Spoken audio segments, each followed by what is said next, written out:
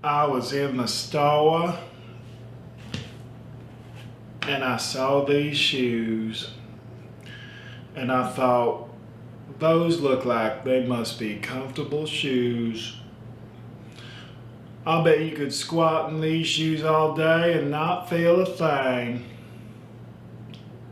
I wish I had shoes like that.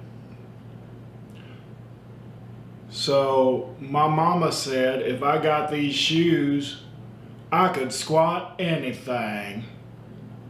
She said these are my magic shoes.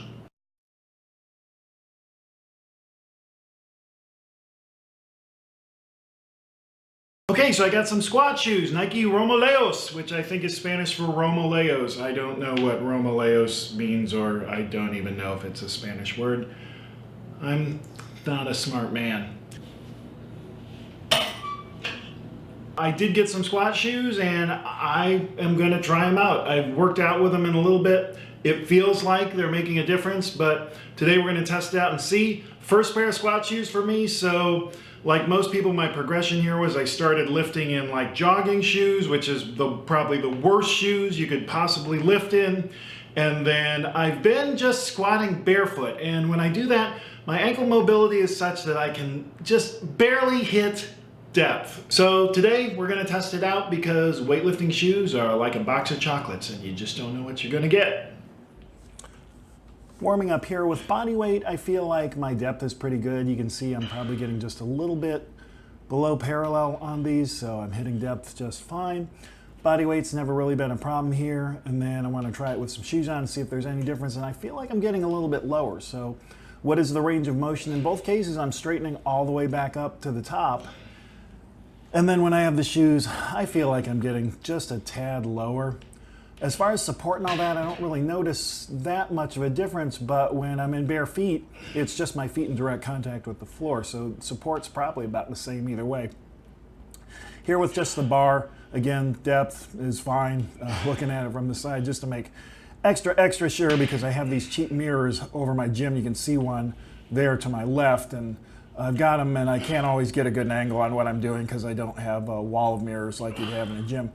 But here at 135, I've got the camera set down low so I can check my depth. Even in bare feet, I think I'm hitting depth just fine. Everything's looking good. And then 185, I wanted to test this both ways. I'm gonna do my work sets today with my shoes on. But at 185, you know, I'm hitting depth, but barely. Like there, and then that's it. So nothing to spare there. 185 with the shoes on. I just feel like I'm hitting depth a lot more easily.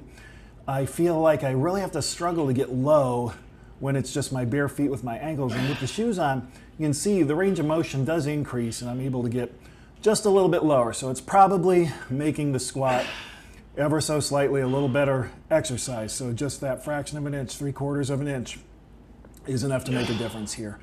So I think the shoes are worth it. They're working for me.